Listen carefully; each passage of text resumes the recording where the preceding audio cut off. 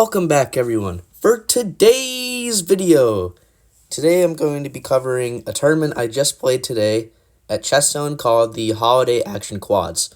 And as you can infer from the name, a quad is a section consisting of 4 people, and including yourself, and you play the other 3 people each once. And this tournament is sort of like a resurgence back to OTB chess. Senior year, you guys know, for the seniors watching, how tough senior year is with all the college apps, the keeping the grades up, extracurriculars. For me, I always have orchestra on Tuesdays. So this tournament was sort of like a breath of fresh air from the hard work of first semester, and was very excited to finally get back into the swing of things with this tournament. See how my form was after the disastrous September Action tournament. If you don't know what I'm talking about, please go see my series on the September Action tournament. So I want to see how my form was, and yeah, without further ado, I'm just going to go ahead and jump straight into the action. First round, I'm playing an elderly gentleman named Joseph Francis. So I begin the game with e4, and Joseph replies with c5, going into the Sicilian. After knight f3 and e6, I go with the delayed Alapin variation with c3. d4 is more playable here, but I prefer c3. He goes d5. We get a quick trade in the center. And on like chess.com bullet games, even Blitz, I always go like d4 or check with the bishop on b5. Oh, actually, sorry, I did go d4. I meant to say here, I usually move the bishop out to check the king, or I go bishop d3. But here I decide to take on c5, which is not the best move, but it's not a horrible move. It's decent. And I just wanted to give black the isolated queen's pawn in the opening. I thought this was maybe an opening idea out of this line of the Sicilian, but apparently this is not the most reliable way to get out of the Sicilian like this, but nonetheless it's still fine. I guess it just helps black develop the bishop. That's why it's a slight drawback. And we get bishop d3. We just get normal development from both sides. Castles, and I play h3, a prophylactic move, stopping any sort of bishop g4 stuff. Here, Joseph Francis plays the move d4, and this makes sense in my opinion. He's trying to trade off his isolated pawn. I thought this was a very logical move. Engine slightly disagrees. It prefers to develop the queen and try to connect the rooks by developing the bishop next. And we're both playing this fairly quickly. We each had about maybe, 56, 57 minutes. Not a big deal. I go ahead and play the move bishop to f4. And the reason I did that and not take the pawn was because I wanted black to take my pawn on my terms. And what I mean by that is after he did take, I would get my knight out. So by him taking me, I would get a piece out for free. And that's what happens. Also, I was expecting him to go knight d5 to try to maybe take advantage of my bishop being loose. But here the engine's kind of ridiculous. It suggests to go bishop g5, and after f6, retreat all the way to c1. In my opinion, there's no need for all that unnecessary bishop movement. I just move back to d2 or something. I don't really get the whole point. I guess it's still weaken the diagonal or something. But yeah, I wouldn't have played bishop g5 here. Probably if knight d5 happened, I would have went maybe here. Okay, and then engine gets wild. It says the move knight e3, f takes, d takes. Okay, and then you have to give your bishop back because of discovered attacks. Yeah, this would just get crazy. So after bishop f4, I pointed this out earlier, he took on c3, I recapture, and he goes knight b4, attacking my bishop on d3. I go ahead and play bishop c4, bishop f5, a3, and after knight c6, the board is pretty much symmetrical, minus the placement of a few pawns, but if you take a look at the not the minor pieces and the rooks, they are mirror images, mirror coordinates for both sides, which indicates that this is as drawn. The more symmetry in the position, the usually it's more drawn here. And while it's not a total draw, it's still pretty dang even. So just pointing that out. It's just kind of cool how the whole middle of the board is like a exact copy of the other half of the board. So after knight c6, I had 53 minutes and he had 50 minutes, had a slight time advantage. I go ahead and play bishop g5. My idea here is that I'm not like winning material, but my idea here is to trade queens on d8 and then take the knight on f6, in which case he would end up with doubled kingside pawns going into the endgame. So he decides to trade queens here and then play the move knight e4, which looks like a seemingly innocent move, offering a trade more pieces. But what I failed to see in the game is this really simple move, rook to d5. And rook d5 is just a fork of the two bishops. It's hitting the bishop on f5 and the bishop on c5. And let's talk about why this is good for white. You got to do something about your bishop, right? But you also have to defend your knight on e4. So let's say you go bishop g6. Now the idea here is to remove the defender. You take the knight, and then you take the bishop on c5.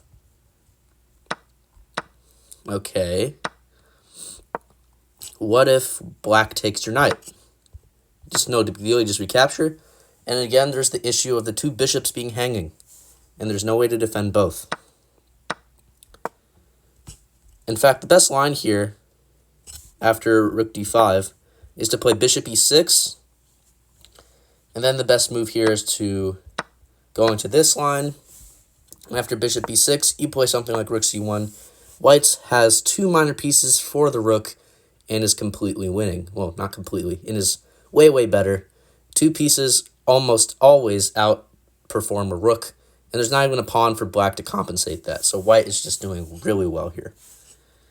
And yeah, I don't know, that I wasn't even thinking about tactics, to be honest, since it's really drawn, as I pointed out earlier.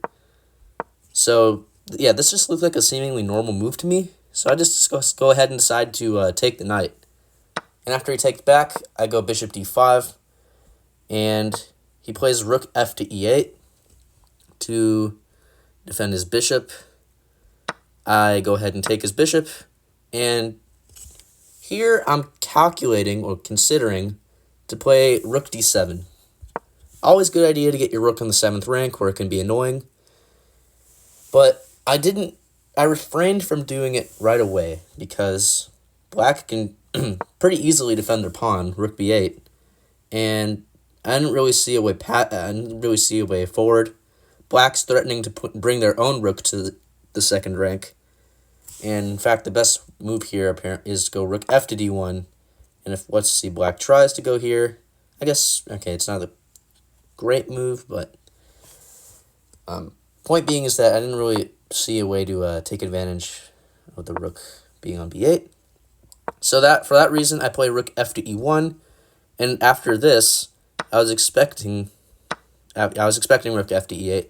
Now I play rook d7, and there's no rook on b8. And there's no way to defend the pawn, really. You can't go knight a5 because you would get forked. So, yeah. He played the move f6 here. And for a long time here, let's see. How much time did I have here? Had about like 45 minutes, and he had about, 35 minutes. I'm like estimating.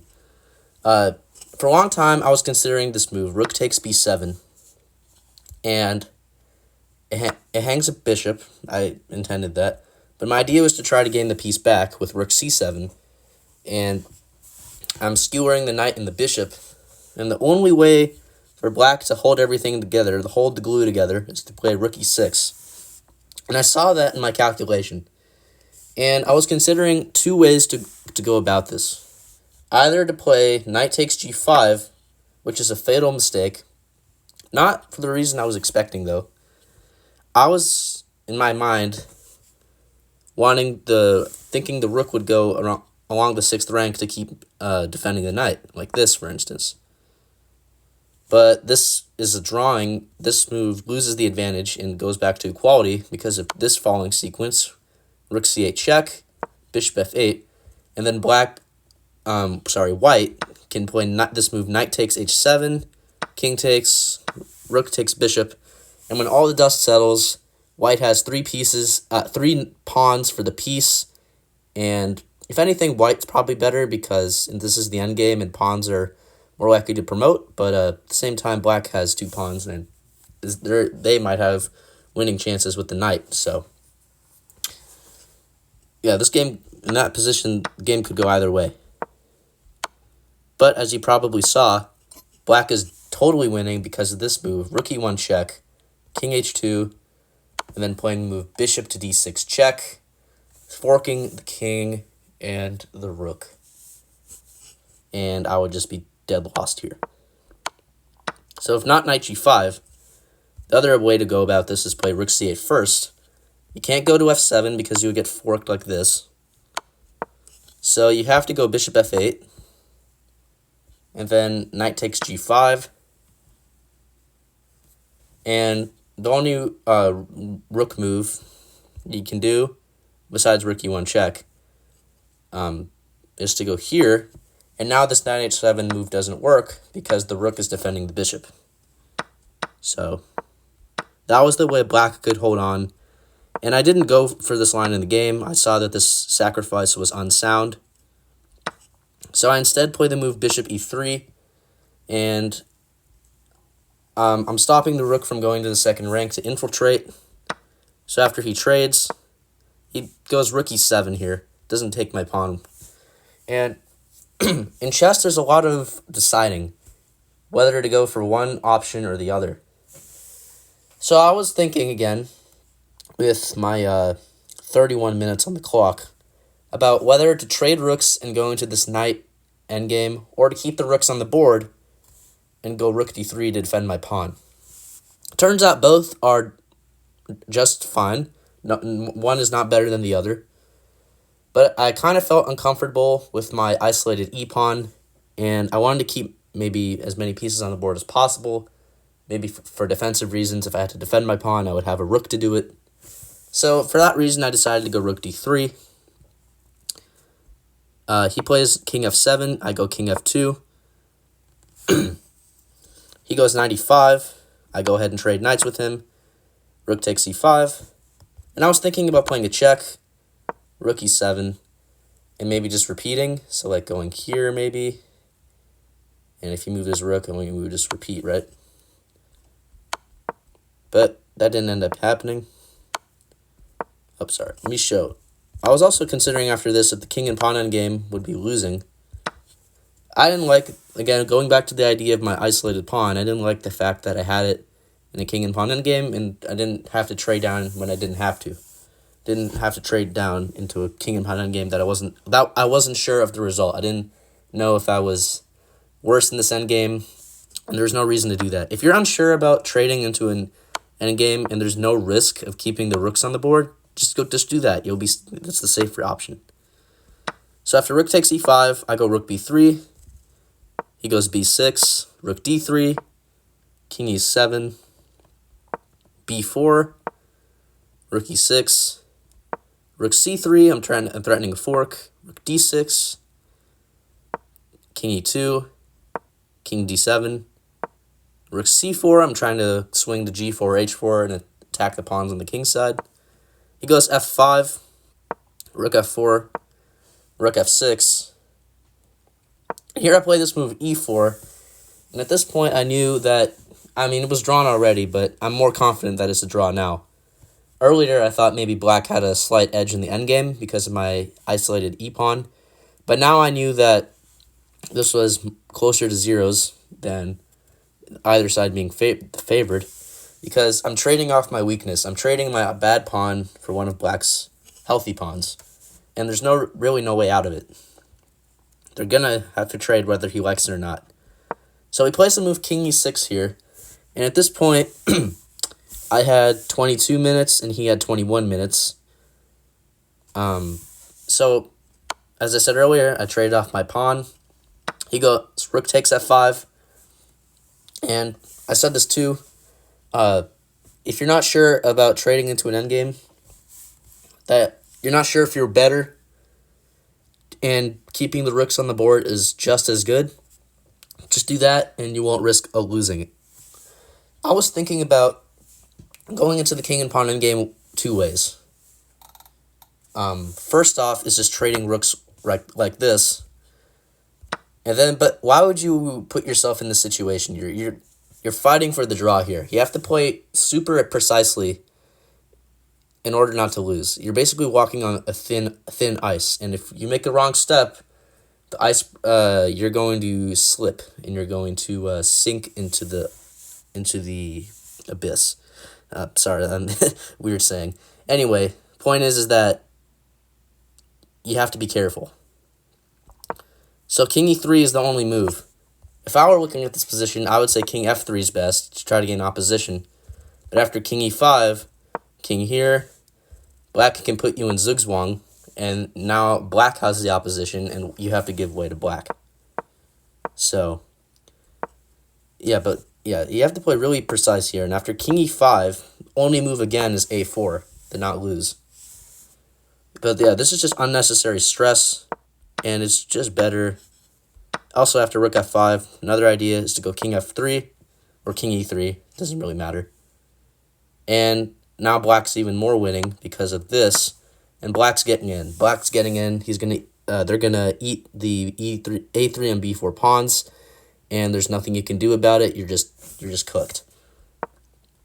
So that's why I didn't trade into the endgame. I played rook c4, threatening to go on c7, and he played king d7. And at this point, he offered me a draw, and I'm like, sure. And because everything is totally symmetrical, pawns on the G and H files, pawns in the A and B files, no one has any weaknesses. The rooks are fine. The kings are relatively the same, relatively the same value. They're same activity.